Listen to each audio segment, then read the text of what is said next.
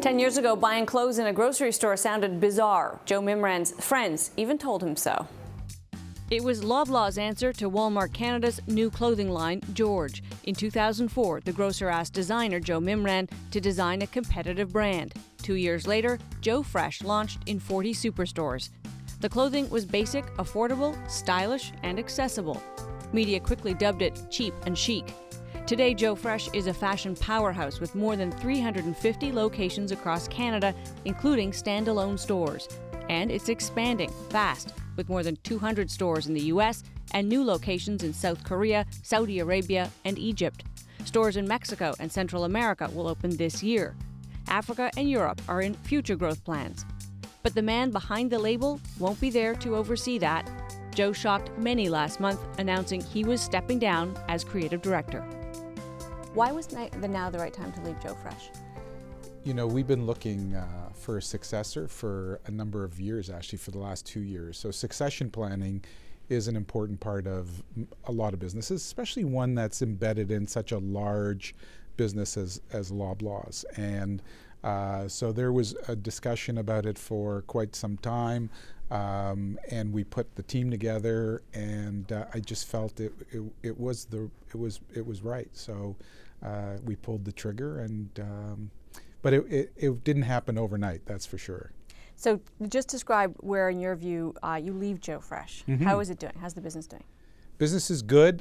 Certainly, you know, the brand is as healthy as it's ever been. I think the prospects for the future are phenomenal. You know, the brand is opening in countries around the world, so it's an exciting time for the brand. It's I think lots of challenges ahead because it's two businesses. You have the Canadian business, which is a very mature, established business, and then you have kind of a startup outside of Canada, and so you know it's got a great future. Is it hard to compete in that space? It's in fact a space, a category you helped invent. Uh-huh.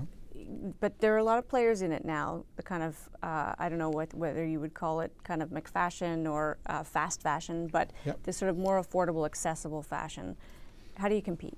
I think a brand today's got to compete by being international. I think that's part of it. Either you're very, very local, or you have to be international so that you can get leverage and you can start to compete from a price perspective. I also think, you know, brands are about personality, the personality of the brand, how it evolves, how it develops. Does it ring true with the consumer? It's such a nuanced business that you cannot just talk about the apparel business in broad brushstrokes. So you really have to think about it in terms of, you know, what space do you occupy in the consumer's mind? How do you resonate with the consumer? What's the dialogue look like? And it's very complex. So when there is a kind of a keeper of the brand, an original visionary, and then he moves on, how do you entrust that the sort of idea, the concept, and know that it'll be held true and maintained? I think if the brand's been built correctly to begin with, then it has enough of a base, and there are enough people that you've worked with over the years that understand the brand and communicate the brand in a way that can continue. And yeah, founders move on, and you know, everyone is replaceable. And I think sometimes it actually allows a brand to maybe grow in a very different way. Founders can sometimes be a bit myopic in terms of how they perceive their brand. And I think sometimes when you hand over the baton, it can move in different directions, and there isn't the emotional connection that perhaps a founder has to a brand. Did Joe evolve the way you thought it would? Did your original conception end up being what Canadians embraced? When I first took on the assignment, people thought I had lost my mind selling the name and and an idea into a food store, because up until that point you could not buy clothes in a food store, certainly not a well-known brand. And I got chided by many of my close friends, and certainly people in the industry, and they said, "What are you doing? What are you, like, selling clothes? You're selling out." And I said, actually, no, I don't think I am. I think there's a real direction here. I think that there's a change that is afoot, and I think there's a niche. And I think there's a way of bringing lots of credibility at these price points. To keep those price points low, Joe Fresh had to seek cheap production. It outsourced to Bangladesh, where in April of 2013, disaster struck. An 8-story factory collapsed, killing more than 1,100 garment workers. Joe Fresh labels, among others, were found in the rubble, sending shockwaves through the Western retail industry. Under pressure to improve safety standards, Loblaw signed a legally binding accord that ensured fire safety and structural inspections of the factories it uses, the only Canadian retailer to do so. It also provided compensation to the families and victims of the Rana Plaza collapse. But it has maintained the same level of production in Bangladesh. Can you just describe for me how that felt to you, going through the entire Bangladeshi fiasco? Yeah, I think all apparel manufacturers in the low price point stratum operate in third world countries. That's kind of where, the only place you're going to get the pricing that you need. And usually the easiest industry for a country to get into is the apparel one. All you need is one light bulb and a sewing machine, and you're in business. I think you've got to understand the world in which you work if you are in the apparel business, and you have to try and envision where the country's going, how it's going to build infrastructure, how it's going to improve. I used to go to Korea in the 80s and to get goods made. And I tell you, I was just there recently, and you compare Korea of the mid 80s to Korea of today, and it's beyond belief. And they started very heavily into the apparel industry as well. And even here in Canada, I was manufacturing in Toronto. And I'll never forget, I was part of the dress guild at the time. I was a young guy in the business, and I put air conditioning into our factory.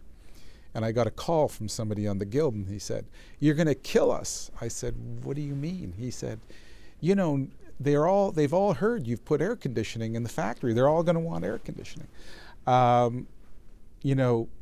Factories have to evolve. Industries have to evolve. There's a big job ahead of everybody to do that. But the apparel industry, I think, can be a force for good. I think that's the way to look at it. And where is the responsibility for the producer of the good and the consumer, Canadians and Canadian producers like you, when we do see that labor standards aren't being met? Well, actually, the labor standards that are tested are international standards that are developed. And, it's about taking those standards and continuously increasing them so that all the players who are in certain price categories are all playing on a level playing field. And I think that's how you do it. I think what you've got to do is you've got to continue to standardize, which is something that I think the industry is working very hard to do, and hopefully continue to evolve. Did it feel personal for you when you see those pictures of this collapsed factory and there's a Joe Fresh label? I think anybody who isn't moved by it is not human. I think you've got to look at something like that and think, yes, but the standard that we applied was one not to engineering standards of a building, but to the working standards. And I think that was an example of how, again, standards evolve. Now all of a sudden you have apparel manufacturers and apparel brands who are involved in engineering issues, which up until then, that wasn't really something that we were engaged in, or anybody was engaged in, quite honestly.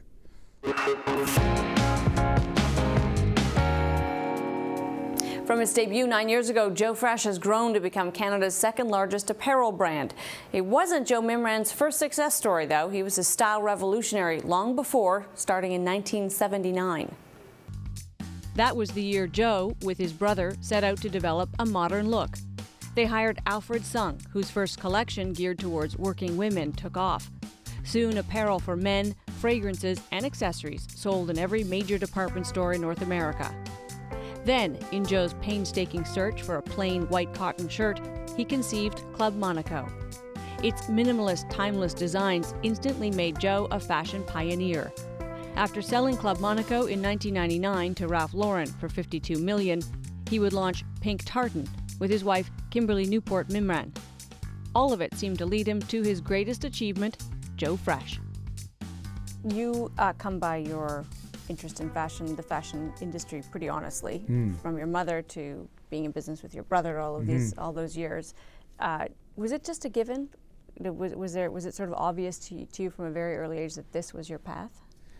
I loved apparel from the beginning. I didn't know it would be my path, but I can tell you that after I got my CA degree and practiced with Coopers and Lybrand, the day that I had fulfilled my obligation, I went into the office and said, I'm going into the fashion business. And he looked at me in horror and said, are you kidding? You're going to make partner. What are you doing leaving the accounting business? Or the profession. And so I think I wanted to do something that was both creative and entrepreneurial at the same time. And I think fashion allows you to do that.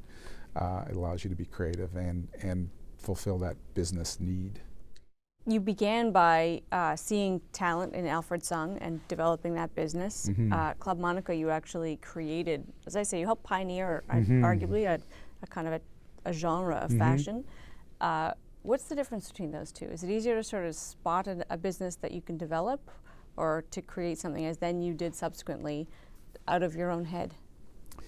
I think people always ask me, well, people say, wow, you got lucky 3 times, right? And I think it is again about spotting trends and seams in the marketplace and trying to fill that need of the consumer at a particular point in time.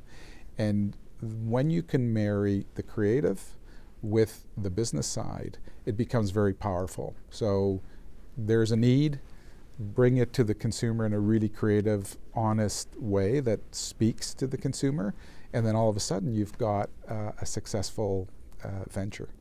Is there one of the ventures you've had so far that is closest to your heart? I think it's always the one that is the most recent is closest to your heart. And I think it's also whatever the next one's going to be that's going to be even closer. So, I'm very proud of the fact that we've been able to develop great Canadian brands and to do that in an environment that's not easy really for Canadian brands to evolve because there isn't the vertical industry. So it makes it harder.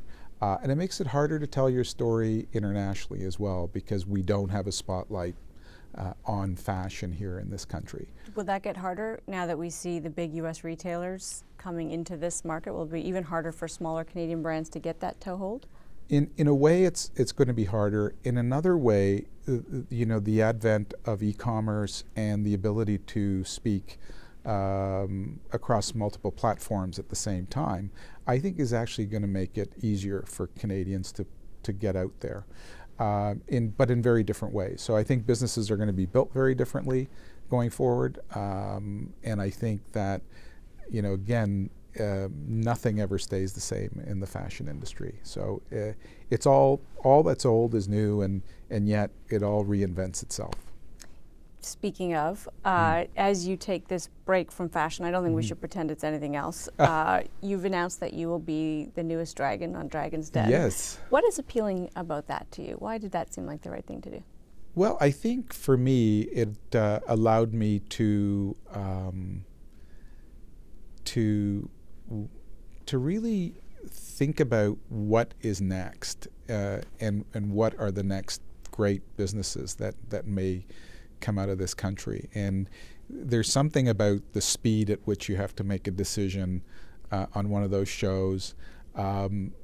The experience that I've had over the years, and again blending sort of business and fashion and creativity and branding all together in one one chair, and then having to make that call, I think it's going to be interesting for me and hopefully for the audience. And on this theme that you're probably not done creating businesses because you seem to have an insatiable desire to do it, is there a part of the fashion world that is unexplored for you? A level or a place or a type? You know, this is so fresh for me right now. Pardon the pun. Yes, pardon the pun, but it really is, and so I'm gonna savor that. I still get, I still have the opportunity to check in on Joe Fresh from time to time. So that will probably satisfy a lot of that urge. But there are new things that are happening in the marketplace, and again, it's going to be very interesting to see how it evolves. I also have my wife's business, which if I need a real fashion fix, I can always work with her for a little bit and see where that goes.